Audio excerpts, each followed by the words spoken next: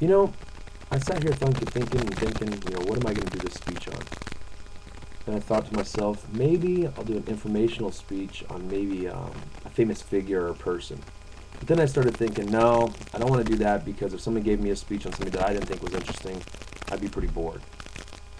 So I thought about it some more and I thought, well, wait, maybe I'll do a persuasive speech on why the C-5 aircraft is better than the C-130 aircraft. But then I started thinking about that when I said, well, they already know the answer to that. So then, the more and more I thought about it, I realized that informative and persuasive speeches were actually very, very close.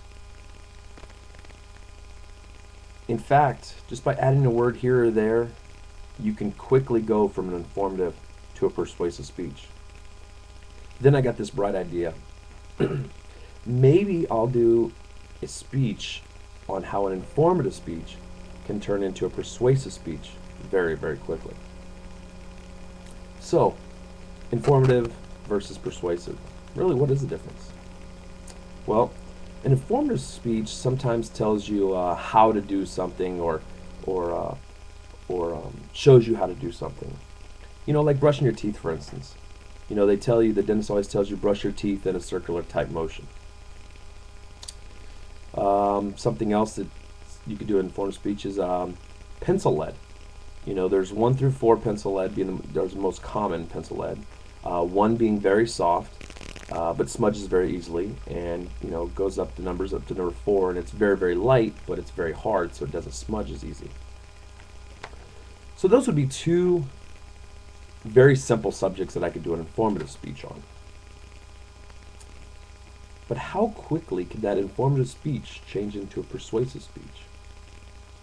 Well, a persuasive speech usually tries to get the audience to think something or maybe change their behavior or something like that. So let's go back to that brushing your teeth thing. And we all know we're supposed to brush in a circular motion.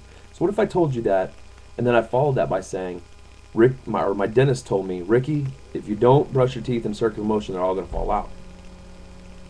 Would that make you think about it the next time you're brushing your teeth? Or maybe I take the pencil lead subject, and I tell you, 1 through 4, softest to hardest, all that stuff. And then I told you that actually on those Scantron type, like WAPS testing, you can actually use any type pencil. You can use a pen sometimes even because it can read it just depending on the darkness. But I told you that number 2 was the best to use because it's the darkest, but also stable enough not to smudge all over your paper. So it's something as easy as telling you because my dentist told me, or maybe I told you why to use a number 2 type pencil for WAPS testing. Would that change your mind?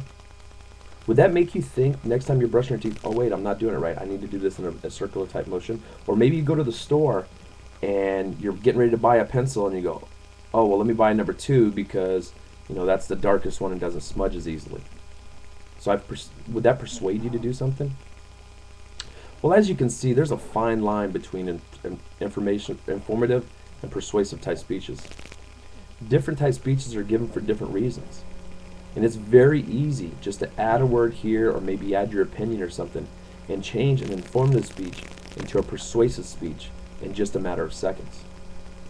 So the next time you're listening to a speaker, really think about what they're saying. Listen to what they're saying. And see if maybe they're really just trying to inform you on something, or in fact trying to persuade you or change your opinion or actions on something.